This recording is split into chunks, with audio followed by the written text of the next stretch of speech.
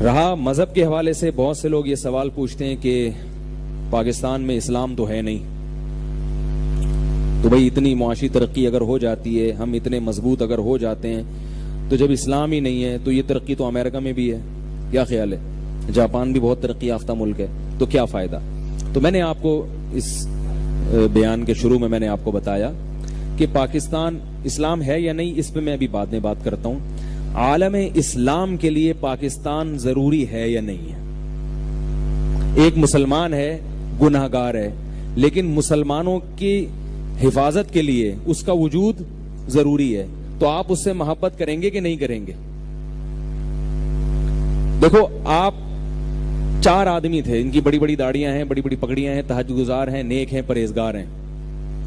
انہیں راستے میں 4 ڈاکو مل گئے اور ان ڈاکوؤں نے ارادہ کیا کہ ان کو ہم لوٹیں گے، ان کی ٹھکائی لگائیں گے۔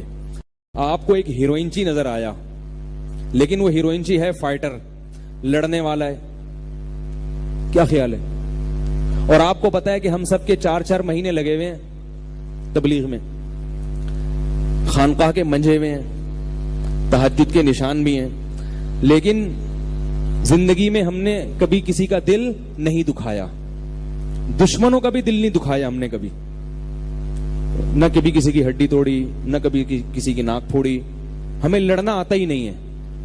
اور یہ ہیروئنچی جو ہے نا، یہ لڑائی جانتا ہے۔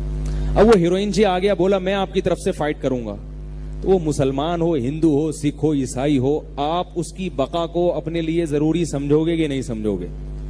آپ بولے کہ بھائی فی الحال ہمیں بچانے والا کون ہے؟ یہی ہے۔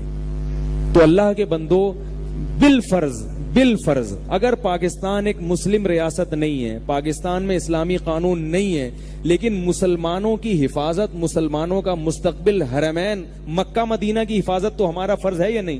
حرمین کی حفاظت آپ کے ملک پر ہی موقوف ہے، لہذا آپ کو پاکستان اچھا لگے یا نہ لگے، آپ کو اس سے محبت کرنی پڑے گی اور آپ کو اس کی حفاظت کرنی پڑے گی، ورنہ آپ اسلام سے محروم ہو سکتے ہیں۔ بات آ رہی ہے سمجھ میں؟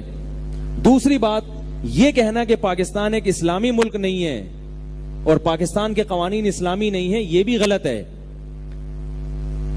دیکھیں، میں اس کی ایک مثال دیتا ہوں۔ جب کوئی شخص کلمہ پڑھ کے اسلام قبول کرتا ہے تو وہ مسلم کہلاتا ہے کہ نہیں کہلاتا؟ اب اگر وہ نماز پڑھے، وہ زکوٰۃ دے، اچھا مسلمان ہے۔ اگر وہ نماز نہیں پڑھتا، عید کی آ کے پڑھ لیتا ہے یا جمعے کی پڑھ لیتا ہے، گندا مسلمان ہے، یہی کہیں گے نا ہم۔ لیکن یہ تو نہیں کہیں گے کہ مسلمان نہیں ہے۔ بھئی ہے مسلمان، اس نے التزام تو کیا ہے، جب کلمہ پڑھ لیا تو اس نے ایگریمنٹ کر لیا اللہ سے اور دنیا کو بھی بتا دیا کہ میں اسلامی احکام کو پورا کروں گا۔ نہیں پورا کر رہا، بھئی کوتاہی ہے، اس کی آپ اصلاح کی کوشش کریں گے، یار اس کو تبلیغ میں لے کے جاؤ، اس کو حضرت جی کے بیان سناؤ، اس کو درس قرآن میں بٹھاؤ، کوشش کرو گے نا، بم سے تھوڑی اڑا دو گے آپ اس کو۔ یار کوئی بھروسہ نہیں، تم لوگ بم سے نہ اڑا دو اس کو۔ بولو کہ بھائی ہے تو مسلمان نا، کلمہ پڑھ کے التزام تو اسلام کا کیا ہوا ہے، اس کو اگر ہم تانا دیں گے کہ کم وقت نماز پڑھ لیا کر تو شرمندہ تو ہوگا نا، کیا خیال ہے؟ شرمندہ ہوگا، یار مسلمان ہو، دعا کرو میرے لیے۔ تو یاد رکھو، پاکستان جب بنا تھا تو کلمہ پڑھ کے اس نے اسی وقت اسلام قبول کر لیا تھا، اسی وقت اسلام قبول کر لیا تھا۔ پاکستان کا جو آئین ہے، اس کی سب سے پہلی شق یہ ہے کہ قرآن و سنت کے منافی کوئی قانون اس ملک میں نہیں بنے گا، اور یہ اتنی مضبوط شق ہے آئین کی کہ اسمبلی 100% مل کے بھی اس شق کو نہیں نکال سکتی۔ آئی بات سمجھ میں؟ اب قرآن و سنت کے منافی قانون جو بن رہے ہیں، وہ اس لیے وہ ہماری اور آپ کی نالائقی کی وجہ سے بن رہے ہیں کہ ہم نے پراپر طریقے سے، قانونی طریقے سے، اور جو وہ طریقے جو دنیا میں، اسباب کی دنیا میں مؤثر سمجھے جاتے ہیں، ان طریقوں کو استعمال کر کے ہم نے پاکستان کو اسلامی ریاست بنانے کی کوشش نہیں کی۔ ہمارے شیخ حضرت مفتی رشید احمد صاحب رحمہ اللہ تعالی سے کسی نے پوچھا کہ کیا پاکستان ایک اسلامک اسٹیٹ ہے؟ حضرت نے فرمایا 100% اسلامی ریاست ہے۔ کسی نے پوچھا یہاں تو اسلام ہے نہیں؟ حضرت نے فرمایا اسلامی ریاست اسے کہتے ہیں کہ جس کے ملک کی عوام اگر اسلام نافذ کرنا چاہے تو کر سکتی ہو، آئین اس کو اجازت دیتا ہو۔ نہیں آ رہی بات میرا خیال؟ یہاں تک کہ حضرت مولانا اشرف علی تھانوی نے بھی یہی فرمایا کہ پاکستان ایک اسلامی ریاست ہے، اگرچہ اس میں بہت سارے قوانین غیر شرعی ہوں، لیکن اس کے باوجود اس کا اسلامی دارالاسلام ہونے سے وہ نکلے گا نہیں، کیونکہ جو آئین کی جو بنیاد ہے نا وہ کیا ہے کہ قرآن و سنت کے منافی کوئی قانون بنے گا نہیں۔ اب بن کیوں رہے ہیں؟ اس لیے کہ اس آئین کو نافذ کرنے والے لوگ وہ اسلام سے محبت نہیں کرتے، یا وہ اسلام سے محبت کرتے ہیں لیکن ان کو اسلام کا پتہ ہی نہیں ہے۔ تو جب اچھے لوگ آگے بڑھیں گے، میرے پاس ایک فون آیا لاہور سے، میں کئی دفعہ یہ واقعہ بیان کر چکا ہوں کہ یار لاہور کے ایک جج نے بہت خلاف شرع فیصلہ دیا ہے۔ میں نے کہا آپ نیت کرو اپنے بچے کو جج بناؤ گے، پہلے دیندار بناؤ گے پھر جج بناؤ گے، یہی جج انشاءاللہ اچھے فیصلے دے گا۔ نہیں آ رہی میرا خیال ہے بات؟ بھائی دیندار لوگ اپنے بچے کو جج بنائے نا، کوئی گورنمنٹ میں پابندی ہے کہ جو فلاں ہے وہ جج بن سکتا ہے فلاں نہیں بن سکتا؟ وہی تعلیم آپ حاصل کرو، آپ جج بن جاؤ۔ دیندار آدمی جب ایک اپنی ٹریک سے ہٹے گا ہی نہیں، تبلیغ میں جانا ٹھیک بہت ضروری ہے، نہیں جاؤ گے تو دین ہی نہیں آئے گا۔ تبلیغ میں گئے آپ 4 مہینے لگائے، آپ نے سال لگایا، بہت اچھی بات ہے، ساتھ ساتھ آپ سائنس اور ٹیکنالوجی کی طرف اور اپنی تعلیم کی طرف بھی تو توجہ دو نا میرے بھائی، تاکہ ملک کے جو پیک کے عہدے ہیں وہ آپ کے قبضے میں آ جائیں، پھر ملک کی تقدیریں آپ کے ہاتھوں میں آ جائیں۔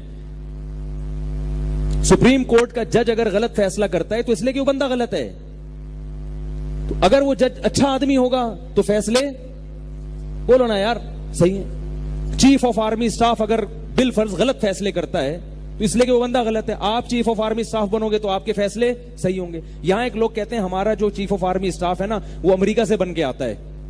میں نے بھی یہ تقریر ماضی میں بہت کی ہیں، اب یہ سب باہر سے آتے ہیں، باہر سے سلیکشن ہوتی ہے، لیکن آپ فوج کے بڑے افسران سے ملو جو داڑھی والے ہیں، جو تبلیغ میں جن کے وقت لگے ہوئے ہیں، وہ بتاتے ہیں کہ یہ آرمی چیف کی سلیکشن امریکہ سے نہیں ہوتی، بلکہ ISI پہلے یہ NOC دیتی ہے کہ اس آدمی کے امریکہ سے کسی بھی قسم کے غلط تعلقات نہیں ہیں، کسی بھی درجے میں یہ امریکہ کا ایجنٹ یا اسلام دشمن تو نہیں، پاکستان دشمن ملک کا ایجنٹ نہیں ہے، اس کے بعد آرمی میں ترقی ہوتی ہے۔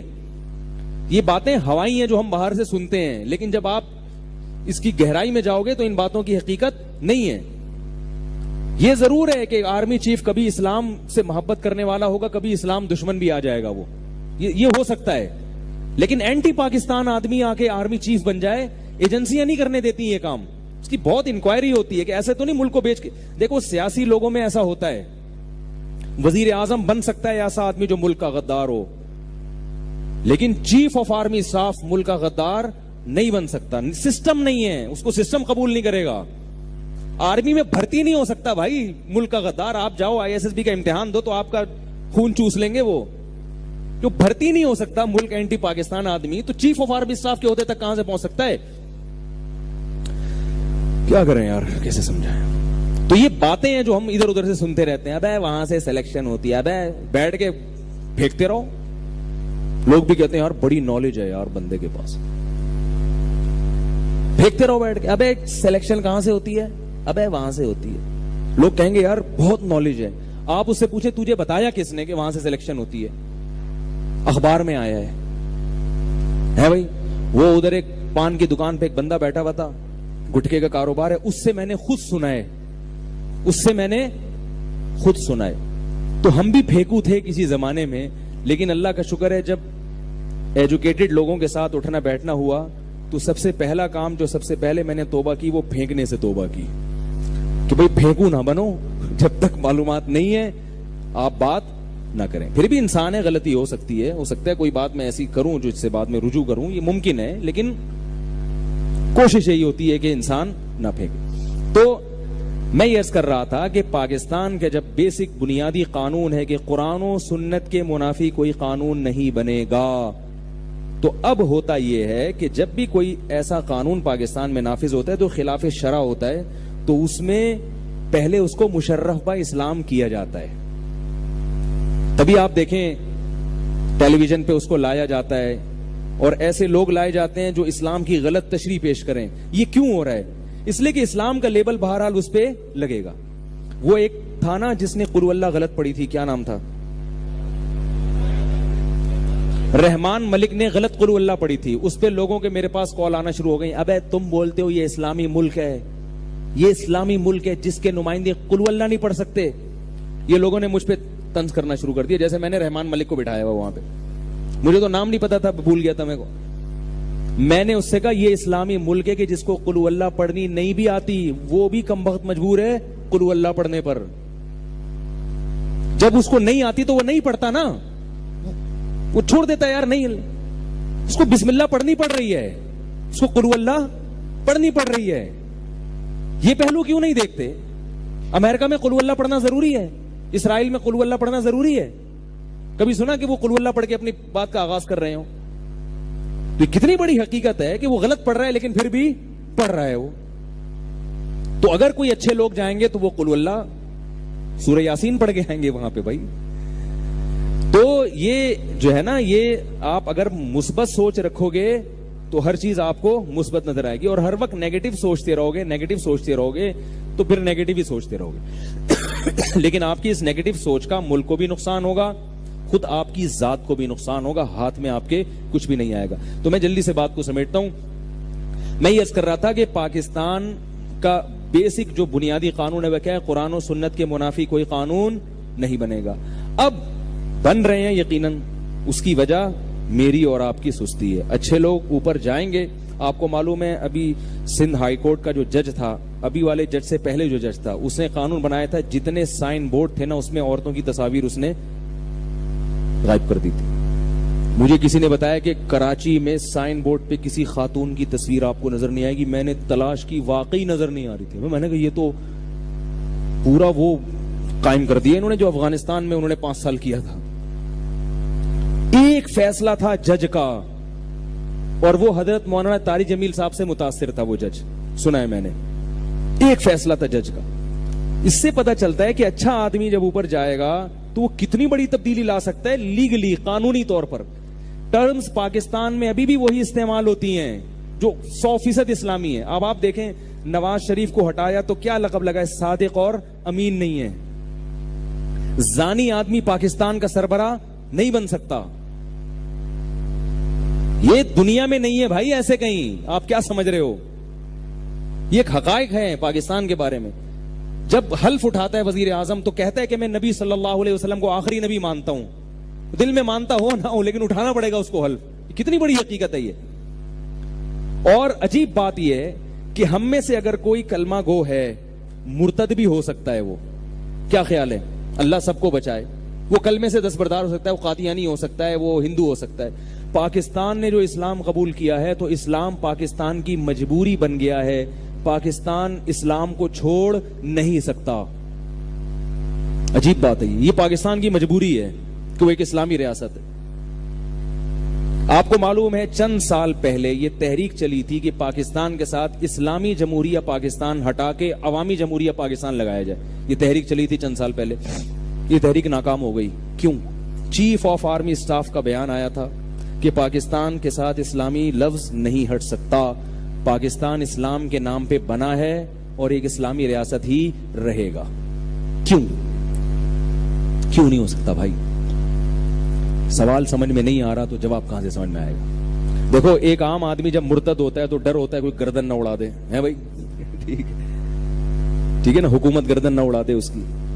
تو پاکستان کو یہ ڈر تو نہیں ہے کہ اگر وہ ہماری اسمبلی 100% مل کے پاکستان کے بارے میں کہہ دے کہ اسلام پاکستان کا قانون نہیں ہے تو کون گردن اڑائے گا اس کی؟ دنیا تو خوش ہوگی کہ سیکولر اسٹیٹ بن گیا.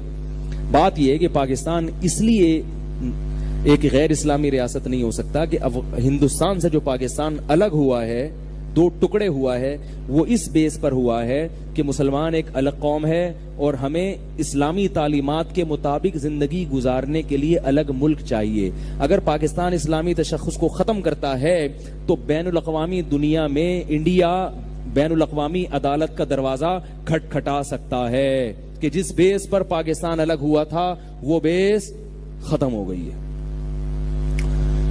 کوئی جلسہ ہوتا نا, ابھی نعرے وانے نہ لگانا, لیکن کوئی جلسہ ہوتا اور ٹائٹ قسم کا خطیب ہوتا تو ٹائٹ قسم کے نعرے لگتے اس بات پہ, لیکن لگانا نہیں. ابھی آپ لوگ میں مزے دے آرام سے تمیز سے بیٹھے رہیں. آئی بات سمجھ میں؟ اور چیف آف آرمی اسٹاف نے بیان دیا تھا, میں نے خود سنا ہے, کہ اگر پاکستان سے اسلام کا نام ہٹا دیا جائے تو انڈیا بین الاقوامی عدالت میں پاکستان کے خلاف کیس کر دے. پاکستان کی مجبوری ہے مسلمان بن کے چل. تو اتنا اچھا ملک جو کافر ہو ہی نہیں سکتا, اس کو تم بول رہے ہو کہ دارالحرب ہے, یہ اسلامی کے اسٹیٹ نہیں ہے, اس کو تم بول رہے ہو. اور سارے قوانین غیر اسلامی نہیں ہیں, ایسا بھی نہیں ہے. پاکستان کا جو آئلی نظام ہے, پاکستان کا جو ابھی, میں تو خود عدالتوں کے چکر کاٹ چکا ہوں. آپ جج کے سامنے قرآن مجید لے کر پڑھنا شروع کریں, جج پہ بہت اثر ہوتا ہے. ہمارے ایک دوست تھے, ان کے خلاف کیس ہو گیا, ان کو وہ عالم تھے, وہ گئے ہیں باقاعدہ قرآن کی آیتیں انہوں نے جج کے سامنے پڑھنا شروع کی. جج نے کیس ہی جو ہے نا وہ کہا کہ اتنا ڈیلے کر دیا, جج کو پتا تھا میرا ٹرانسفر ہو جائے گا, ٹھیک ہے, اس وقت تک نہیں کھیلا اس کے. جج نے کہا یار قرآن پڑھ کے سنا رہا ہے اور بالکل ایک آیتیں پڑھ کے سنا, میں کیسے فیصلہ کروں اس کے خلاف. دنیا میں کہیں ہوتا ہے آپ امریکہ کی عدالت میں قرآن لے کے جا سکتے ہو, آپ انڈیا کی عدالت میں لے جا سکتے ہو قرآن. تو ایک بہت ٹھیک ہے, نیگیٹو چیزیں بھی بہت ہیں, مگر اس نیگیٹو میں ہم اتنا بعض دفعہ مبالغہ کر دیتے ہیں کہ بہت ساری پازیٹیو چیزیں ہماری عدالتوں کی ہماری نظر سے اوجھل ہو جاتی ہیں. وراثت کا نظام سوائے ایک دو شقوں کے 100% اسلامی ہے. ہمارے پاس فتاوا آتے ہیں جج عدالتوں سے, وکیل کہتے ہیں مفتیوں سے فتوا لو بھائی وراثت کیسے تقسیم ہوگی.